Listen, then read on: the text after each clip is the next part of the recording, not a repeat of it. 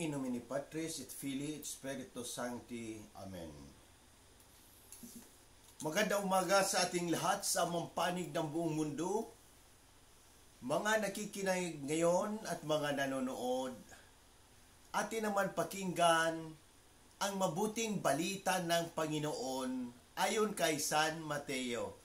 Glory to you, Lord Jesus Christ.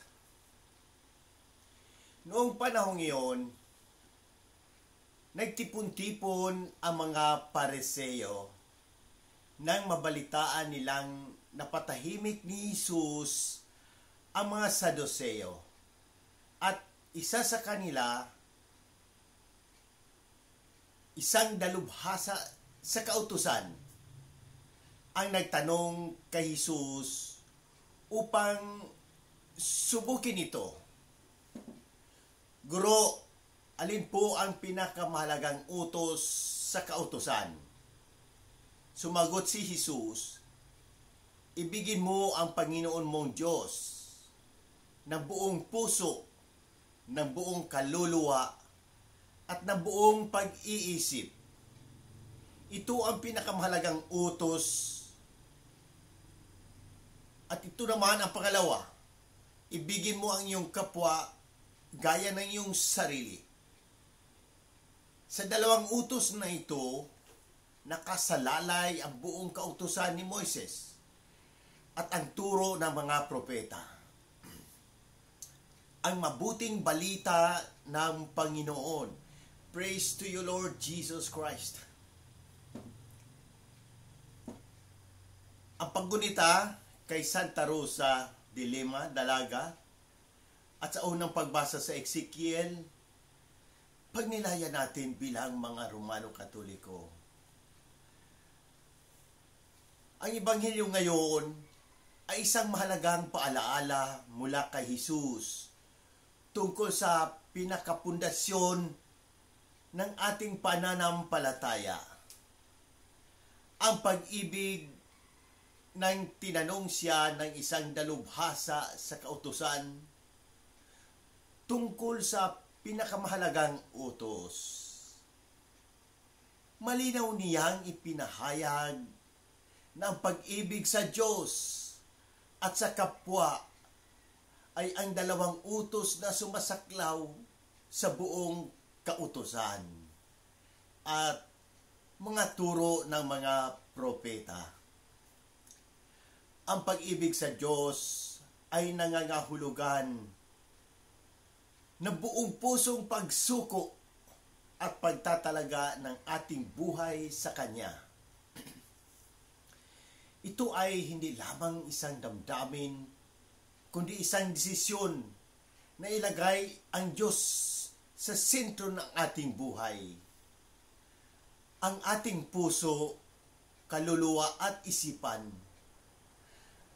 Ang ikaluwang utos, ang pag-ibig sa kapwa, ay nagbubula at natural na umagos mula sa ating pag-ibig sa Diyos.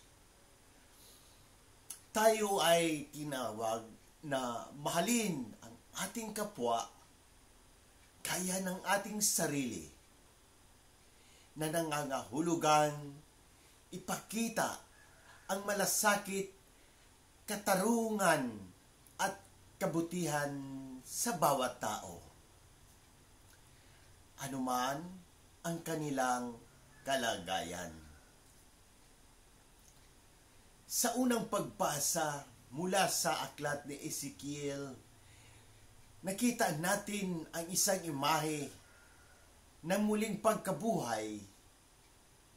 Ang tuyong mga buto na binuhay ng Espiritu ng Diyos ay sumasagisag sa muling pagbangon ng mga Israelita mula sa pagkawalang pag-asa.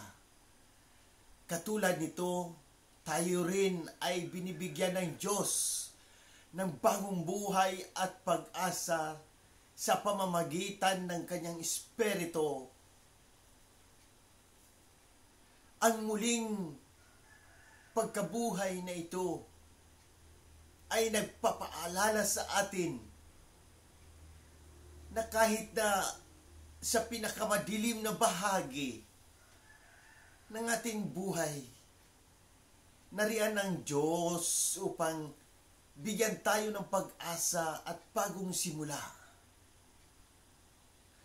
Bilang mga Romano Katoliko, ang mga aral na ito ay dapat mag-udyok sa atin na pagpatuloy sa ating pananampalataya na laging nagtitiwala sa pag-ibig ng Diyos at sa kanyang kapangyarihang magdadala ng bagong buhay at pag-asa sa ating kapwa.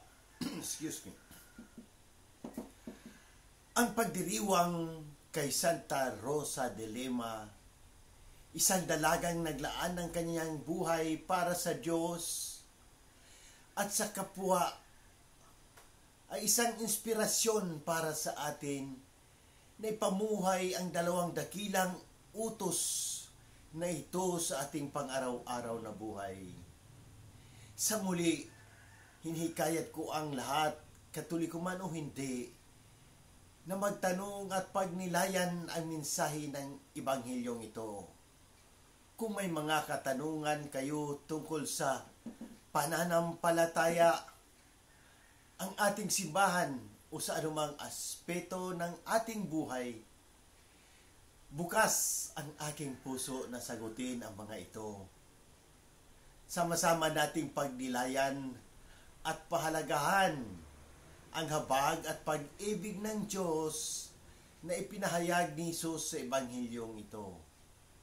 Sa pamamagitan ng ating mga gawain at salita, naway maging daluyan tayo ng habag at pagmamahal ng Diyos sa lahat ng tao.